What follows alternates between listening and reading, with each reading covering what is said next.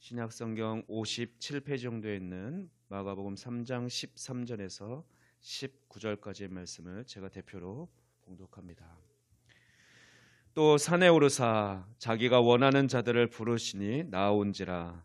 이에 12를 세우셨으니 이는 자기와 함께 있게 하시고 또 보내사 전도도 하며 귀신을 내쫓는 권능도 가지게 하려 하심이로라. 이 12를 세우셨으니 시몬에게는 베드로란 이름을 더하셨고 또 세베대의 아들 야고보와 야고보의 형제 요한이니 이 둘에게는 보아너게 곧 우레의 아들이란 이름을 더하셨으며 또 안드레와 빌립과 바돌로메와 마테와 도마와 알페오의 아들 야고보와 및 다데오와 가나나인 시몬이며 또 가룟 유다이니 이는 예수를 판 자더라. 아멘.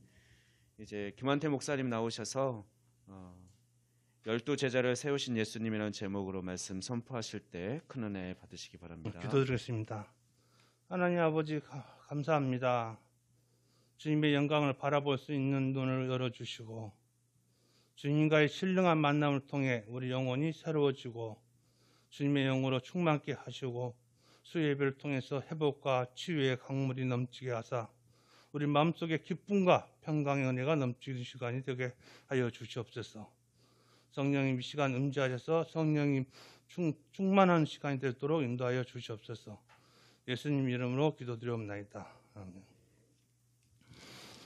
예수님 제자 12명을 표현할 방법이 제가 찾아보다가 레오나르도 다빈치의 최후 만찬 그림 가지고 은혜를 나누고 뒷부분은 주의하려 합니다.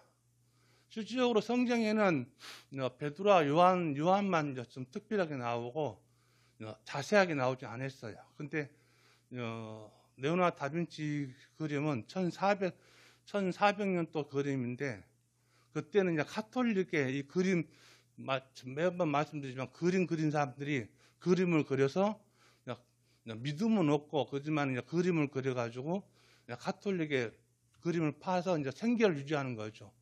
근데 레오나르도 다빈치는 이제 그 공부를 많이 한 것 같아요. 그런데 카톨릭에는 이런 예수님께서 12제자의 생적이나 이런 것을 그 사람들은 성자로 보고 다 남겨놨거든요.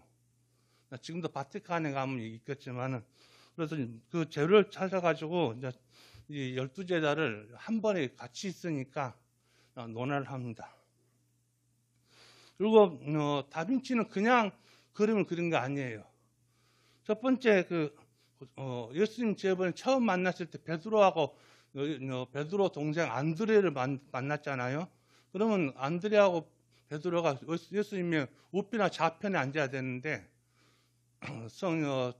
이 다빈치는 성경에 나와 있는 대로 그림을 그렸어요.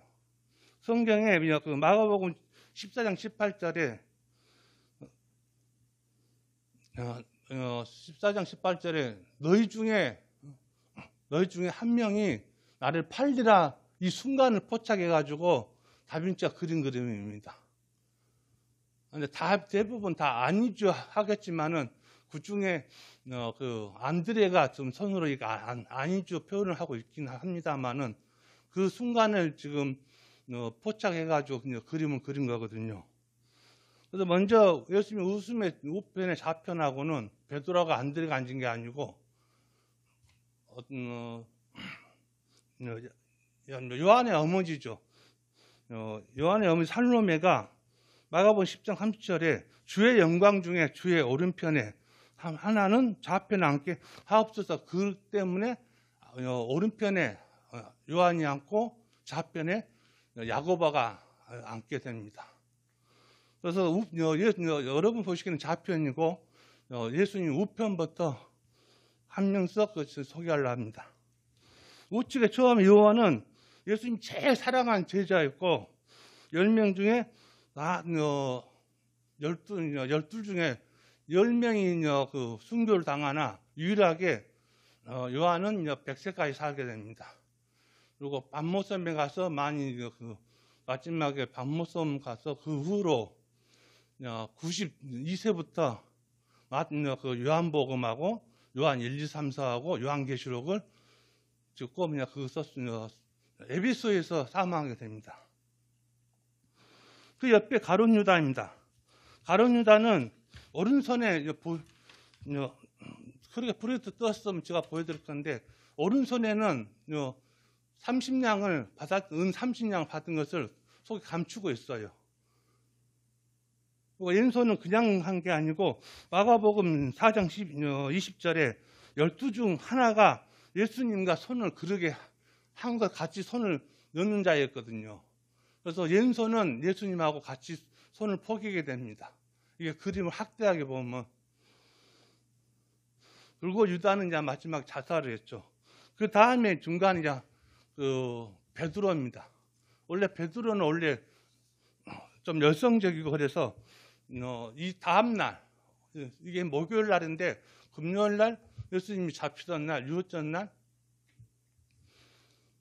베드로는 항상 칼을 갖고 다녔어요. 그래서 잡으러 온 예수님 노예한 사람 그 말코 길을 자르게 됩니다. 그래서 요한한테 말을 하죠. 누가 어떤 사람이냐고. 그러면서 오른손에는 칼을 쥐고 있습니다. 다음에 집에 가셔서 네로나 다빈치의 최후 만찬 본 그림을 확대해 보면 오른손에가 칼이 쥐어져 있습니다. 베드로는 로마에서 예수님이 정상으로 십자가에 죽었다면 베드로는 그렇게 할 수 없다 해서 거꾸로 매달려서 순교를 하게 됩니다. 네 번째는 누구다 그러면 베드로 동생 안드레입니다. 안드레는 전혀 아니죠. 손을 양쪽에 하고 있는데 놀란 모습이면서 베드로와 달리 성실하고 신중한 성격의 인물로 표현하고 있습니다. 러시아의 최초로 복음을 전하고 70년경 로마 황제 네로의 대대적인 그리스 박해 때 마케도니아 이남적인 아카디아에서 S자, 그러니까 S자 모양으로 순교를 당합니다. 다섯 번째는 알페오다 야고보입니다. 예수님의 9번째 제자이면서 작은 야고보로 보입니다. 왜냐하면 세베대 아들, 요한의 동생 야고보하고 이름은 똑같은데 이 알페와 야고보는 키가 적고 나이가 적습니다. 그래서 소 야고보라고 부르기도 하고 작은 야고보라고 부르기도 합니다. 야고보는 시리아, 예수님 승천 후 시리아에서 복음 전하다가 예루살렘에 돌아와서 돌을 맞아 죽습니다. 돌에 맞아 순교하는 거죠. 5편의 마지막에는 바돌로메입니다. 바돌로메는 바가 소칭해서 아들이란 뜻입니다. 함께 돌레모의 아들이란 뜻이죠. 그래서 바돌로메도 하지만은 나단이라고 하기도 합니다. 아르메에서 선교하다가 산채로 전신이 껍질로 벗겨져서 십자가에 못 박히고 죽는 순교를 하십니다. 다음은 우측인데요. 우측은 처음에 알페오 아들 야고보입니다. 사마리아와 유대 지역에 복음을 전파하고 이메라 지역 반도까지 전파했으나 44년 예루살렘에서 아그리파 1세에 의하여 참상을 당합니다. 어쩌면 예수님이 30년에 돌아가시고 44년이니까 14년 후에 죽으니까 빨리 죽는 거죠. 그 옆에 도마입니다. 도마는 잘 아시다시피 손가락이 하나 올라 있습니다. 아시다시피 예수님이 부활 일주일 후 갈릴리 호수에 왔을 때 창자국과 목자국을 만져봐야만이 의심하는 도마였기 때문에 어디 가나 손가락이 올라 있으면 도마로 여기고 있습니다.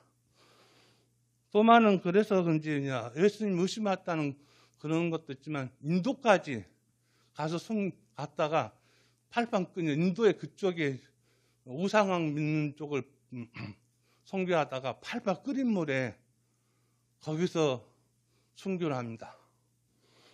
그 다음에 빌립인데요. 빌립은 성경에 나오는 빌립은 이 빌립은 안 나옵니다. 근데 성경에 나온 빌립은 7 집사 중에 한 명인 빌립이 사도행전에 나옵니다. 이 빌립은 아까 지금 마지막에 우편에 바돌림에 있죠. 바돌림에 나다니엘을 먼저 전도를 했어요. 빌립이. 그리고 요한복음 6장 5절에서 예수님의 실험 앞에서 인간적인 모습을 보인 빌립이었고, 예수님이 실험을 하잖아요. 5천 명이 모였는데 먹을 것이 없다고 했을 때 돈이 200달란트나 필요하다고 이야기했을 때 예수님이 그런 실험을 빌립한테 인간적으로 실험을 합니다. 요한복음 14장 14절에 주의 우리에게 보여주시옵소서. 신앙의 확신을 끝까지 갖지 못한 것으로 보여주고 있습니다. 아시아 지역을 복음을 전파했으며 부르기아에서 52년 책짓질 당한 후 십자가에 못 박혀 순교합니다. 그 다음에 알페오 아들 네이 마틴인데요. 지난주에 그 네이 이야기하면 세간론을 이야기하는데 우리가 마태복음 지었던 마태입니다. 아람어로 마태라는 이름은 하나님의 선물이라는 뜻을 갖고 있습니다. 가버나움의 세관이었으며 세리였으며 예수님이 승천 후 9년 동안 유대 지방의 복음을 전파하고 마태복음을 시브리어로 적습니다. 원래 마태복음은 헬라어로 나와 있는데요. 마태는 헬라어도 헬라어도 했지만은 그것을 시브리어로 마태복음을 기록하고 있습니다. 에디오파까지 가서 복음을 전하다가 파르디아에서 60년경에 목배임을 당하고 순교를 당합니다. 옆에 유다 다데오인데요. 마태복음과 마가복음에 다데오로 나오고 누가복음과 사도행전은 유다로 기록되어 있습니다. 야고보하고 형제 관계이고 시리아에서 전도하다가 칼에 맞아 순교합니다. 마지막으로 시몬은 가나안 시몬이고 사도가 되기 전에 바르세파로 구성된 극단적인 유대 민족주의 대표적인 열심당의 일원이었습니다.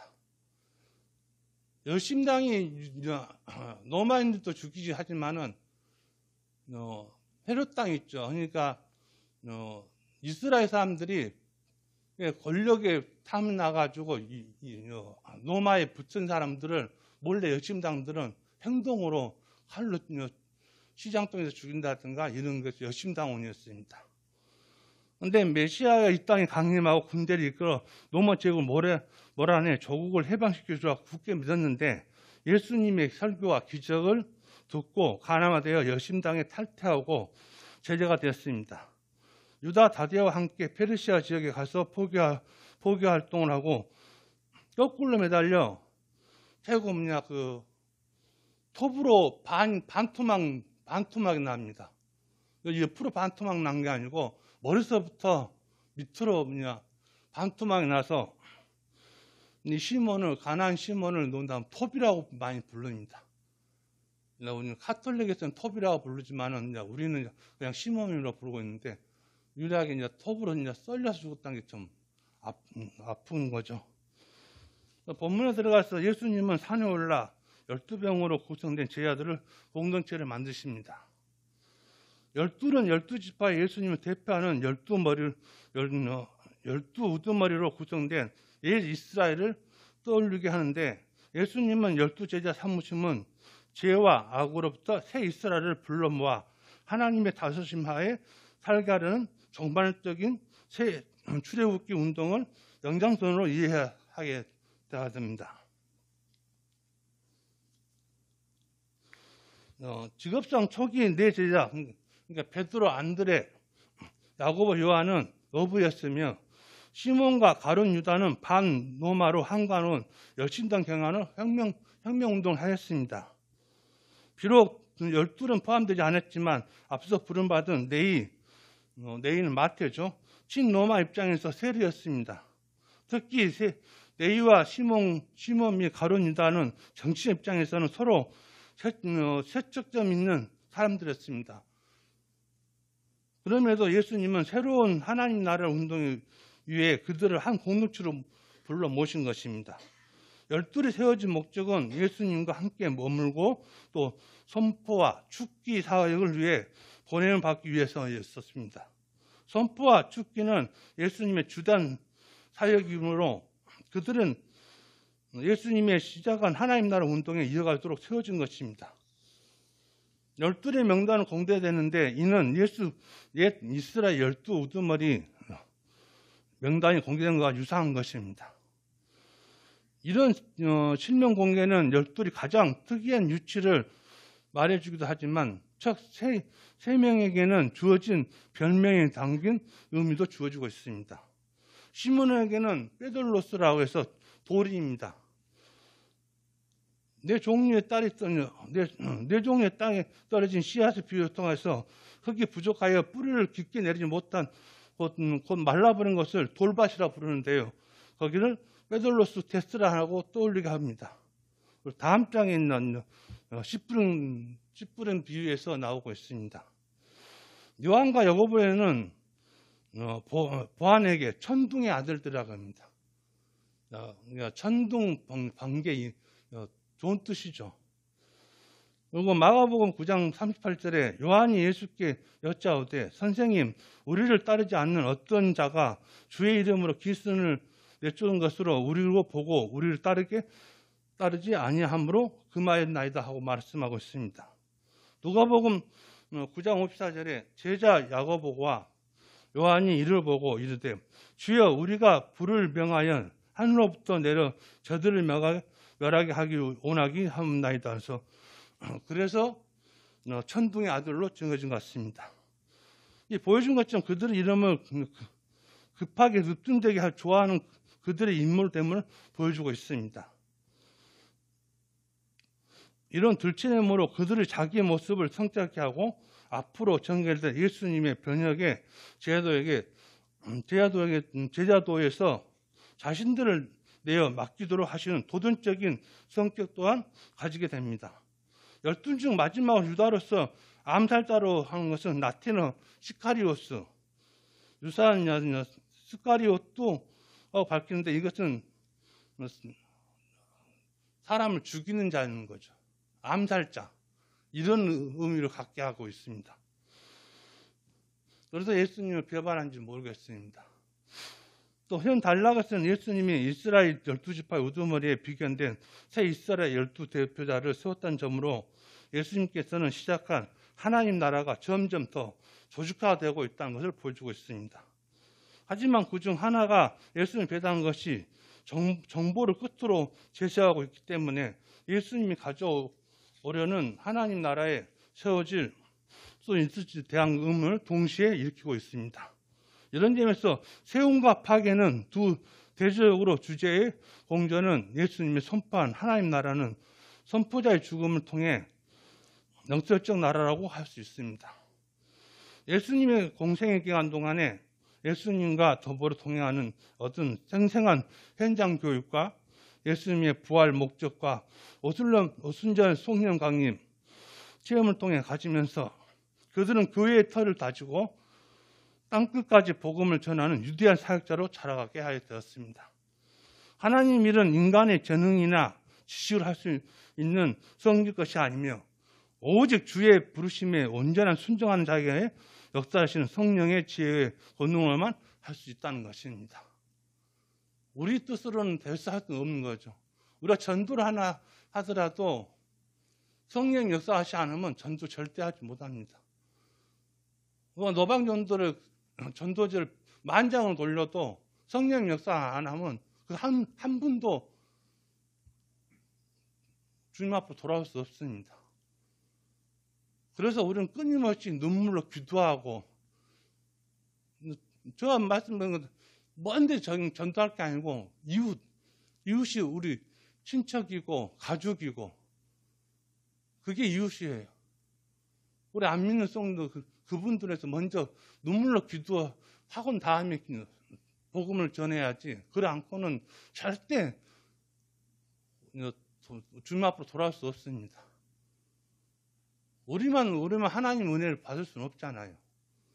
복음 그 자체를 기쁨으로 우리가 전하는 우리 성도들이 됐으면 좋겠습니다. 기도드리겠습니다. 하나님 아버지 감사합니다. 주님께서는 수많은 추종자들 중에 유독 12를 택하사 제자의 훈련과 하나님 나라의 확장을 동참시키기 위해 사회적 신분이나 교육 수준, 성격, 인간적 자격을 따지지 않고 주님의 주권적 의대로 인도하신 주님 감사합니다. 우리도 주님의 제자되어 땅끝까지 복음을 전하는 사역자가 되도록 인도하여 주시옵소서. 예수님 이름으로 기도드리옵나이다. 아멘.